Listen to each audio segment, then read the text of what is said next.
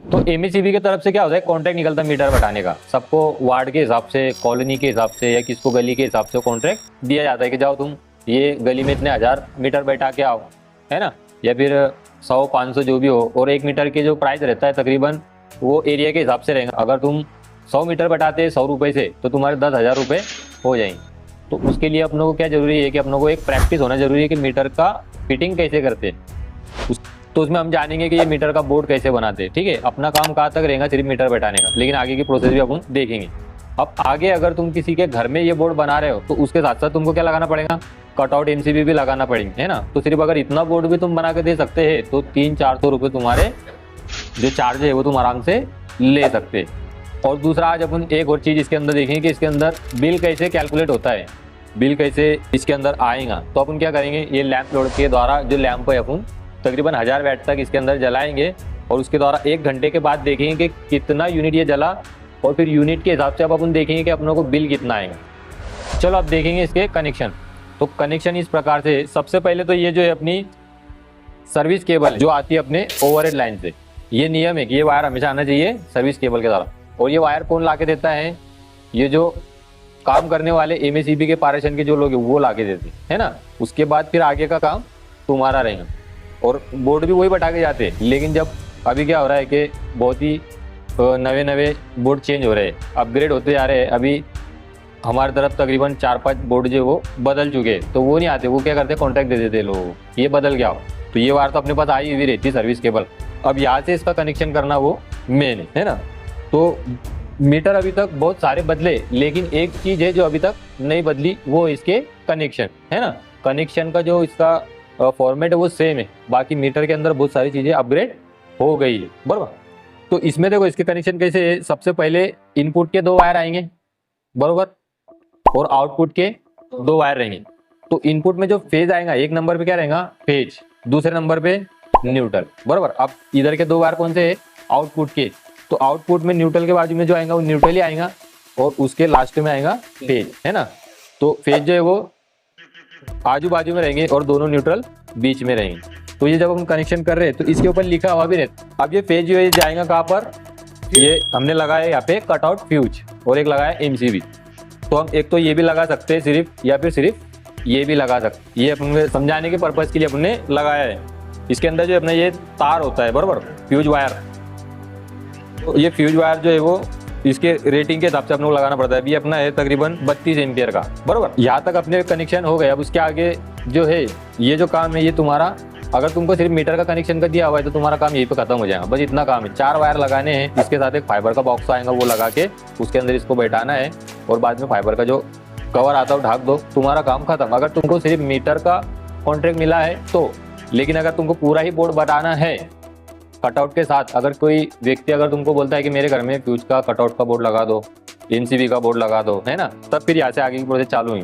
तो यहाँ से जो आने वाला फेज है वो कहाँ पर देंगे अपन, एक कटआउट पे दे देंगे और न्यूट्रल दूसरे वाले कटआउट फ्यूज के अंदर हम दे देंगे। और यहाँ से फिर अब क्या करेंगे अपन, 2 पोल एमसीबी लेंगे और 2 पोल एमसीबी को न्यूट्रल को सामने जोड़ देंगे और फेज को इसके सामने जोड़ देंगे। और यहाँ से फेज और न्यूट्रल अपन अपने बोर्ड की जो वायरिंग रहेंगी, जैसे ऐसा बोर्ड रहता है ना अपने घर में, वो बोर्ड में वायर दे देंगे। इसके कनेक्शन एकदम आसान है, तुम भी आराम से कर सकते हो। चलो अब देखेंगे इसको चालू करके। उसको देंगे 1000 वाट। कितना देंगे, 1000 वाट। अपने पास जो है वो 100 वाट के और 60 वाट के कुछ लैंप है, तकरीबन 980 वाट है अपने पास। कितना है, 980 वाट इस लैंप लोड के जरिए अपन इसको देंगे।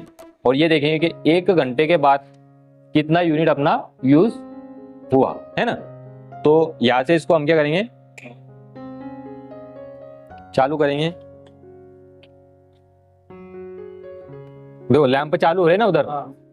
अब यहाँ पर ये जो लैंप है ये ब्लिंक होना चालू हो जाएगा। ये कैलिब्रेशन लैंप होता है, एलईडी, ये हर मीटर में दिया हुआ होता है। अब ये बाकी के जो एलईडी है, ये जैसे अर्थ हो गया, रिवर्स हो गया, फेज हो गया, ये अभी निकल गया, ये डायरेक्ट एलसीडी डिस्प्ले पे ही दिखा देता है। लेकिन ये जो कैलिब्रेशन का लाइट है हमेशा चालू रहता है। इससे अपनों को देखकर ही पता चल जाता है कि बिजली की खपत ज्यादा हो रही है या कम हो रही है ना। जैसे जब हम लोड बढ़ाएंगे वैसे वैसे ज्यादा बिलिंग होगा। इसका मतलब क्या है कि बिल ये एनर्जी ज्यादा यूज कर रहा है और बिल ज्यादा आएगा, है ना। देखो अभी यहाँ से अभी हम क्या करेंगे, लोड को चालू करते जाएंगे, है ना, 100 वाट के लैंप। तो उस हिसाब से जो हमारा एम मीटर है वो भी क्या होगा, करंट की रीडिंग को बढ़ाते जाएंगे। इसका मतलब है ज्यादा करंट यूज करेगा तो बिल भी कैसा आएगा, ज्यादा आएगा, है ना। चालू कर मुझे किस देखो ये जो पॉइंटर अपना ये ऊपर जा रहा है ना, देखो अभी 0 पे था, अभी कहाँ पे आ गया, 5 पे आ गया, बरोबर। ये जो इंडिकेटर है तो अपना कैलिब्रेशन का, ये भी देखो कितनी स्पीड में ब्लिंक हो रहा है। इसका मतलब क्या है कि बिजली ज्यादा यूज हो रही है। और अगर ये धीरे धीरे ब्लिंक होगा, मतलब चालू बंद होने का इसका टाइम ज्यादा बढ़ जाएगा, तो इसका मतलब क्या है कि बिजली कम खपत हो रही है, बरोबर। तो चलो अभी यहाँ पर हमारा कितना यूनिट हुआ है, 2.1 है ना। ये वाली जो पट्टी ना घूमती रहती है, जैसे ये 9 हो जाए उसके बाद डायरेक्ट इधर 1 पॉइंट बढ़ जाता है। अभी तो एलसीडी आ गया, उसमें डायरेक्ट दिखता है। अभी हम क्या करेंगे, इसको कि 1 घंटे के लिए इसको चालू करके रख देंगे और देखेंगे कि 1 घंटे के बाद ये कितनी रीडिंग दिखाता है।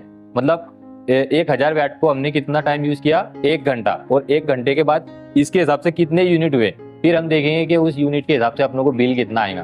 ठीक है, चलो अभी यहाँ पर हमको लगभग 1 घंटा और कुछ 2-3 मिनट ऊपर हो चुके हैं। तो अभी हम इसका देखते हैं कि वैटेज इसका कितना हुआ है ना। इसका जो तकरीबन यूनिट हुआ है 3.1 के आसपास हुआ है, और अभी जो 4-5 मिनट एक्स्ट्रा चल रहा है उसमें रीडिंग थोड़ी सी बढ़ रही है। तो पहले जो हमारा था वो था 2.1 के आसपास, अभी हमारा जो हुआ है 3.1 के आसपास, यानी 1 यूनिट। अब 1 यूनिट के हिसाब से अपनों को बिल आएगा। हमने इसको कितना वैट दिया है, तकरीबन 1000 वैट के आसपास है ना। 8 लैंप 100 वैट के है और 3 लैंप 60 वैट के, तो टोटल ये 980 वैट हो गया। मतलब लगभग 1000 वैट के आसपास ही है। और 1000 वैट अगर हम 1 घंटे तक इस्तेमाल करते हैं तो हमारे एनर्जी मीटर में 1 यूनिट अपनों को वो काउंट करता है और 1 यूनिट का अपनों को बिल आता है। तो अभी हम ये भी चेक कर लेते हैं कि इसमें वोल्टेज कितना है और करंट कितना है ना। अभी इसके अंदर कोई इंडक्टिव परिपथ नहीं है, कोई कैपेसिटिव परिपथ नहीं है, प्योर रेजिस्टिव परिपथ है। तो हम वोल्टेज और करंट के गुना से वैटेज को पता कर सकते हैं। तो यहाँ पर अभी हम क्या करेंगे, इस मीटर के जरिए अभी इसको हमने सेट किया है 750 वोल्ट एसी के ऊपर। तो अभी हम चेक करते हैं कि इसका जो वोल्ट है वो कितना आ रहा है। 242 वोल्टेज यहाँ पर अपनों को मिल रहे हैं। अभी हम देखेंगे कि इसके अंदर से करंट कितना प्रवाहित हो रहा है। जो करंट लगभग 4.2 के आसपास इसके अंदर से करंट प्रवाहित हो रहा है। देखो पावर कैसे पता करते हैं, हम वैट में पता करते हैं। हम क्या करेंगे, अगर रेजिस्टिव लोड है तो डायरेक्ट उसको वोल्टेज को करंट से गुना कर देंगे। तो वोल्टेज जो है 242 और करंट जो है वो 4.2 एम्पियर है। तो जब दोनों को हमने गुना करे तो अपनों को मिला तकरीबन 1016 वैट। 1000 वैट का 1 यूनिट होता है। कितना यूनिट होता है, 1 यूनिट। अगर हम 1000 वैट को 1 घंटे तक चलाएं तो 1 यूनिट आएंगे। अगर हम 500 वैट की चीज को 2 घंटा चलाएंगे तो तब 1 यूनिट। तो आज अपने सीखा कि मीटर के कनेक्शन कैसे करते हैं, मीटर का बोर्ड कैसे बनाते हैं, उसके साथ कटआउट कैसे लगाएंगे, एमसीबी कैसे लगाएंगे। अभी ये कटआउट अगर नहीं भी लगाया, अभी तो जमाना जो चल रहा है वो एमसीबी का चल रहा है, बरोबर। एमसी के साथ अगर तुमको और प्रोटेक्शन चाहिए तो तुम ईएलसीबी आरसीसीबी भी लगा सकते हैं, जो अपनों को अर्थ से लिखे सर्किट ब्रेकर या फिर करंट लगने से बचाता है। और उसके बाद हमने ये भी सीखा कि कितने वैटेज पर कितना यूनिट आ रहा है, बरोबर।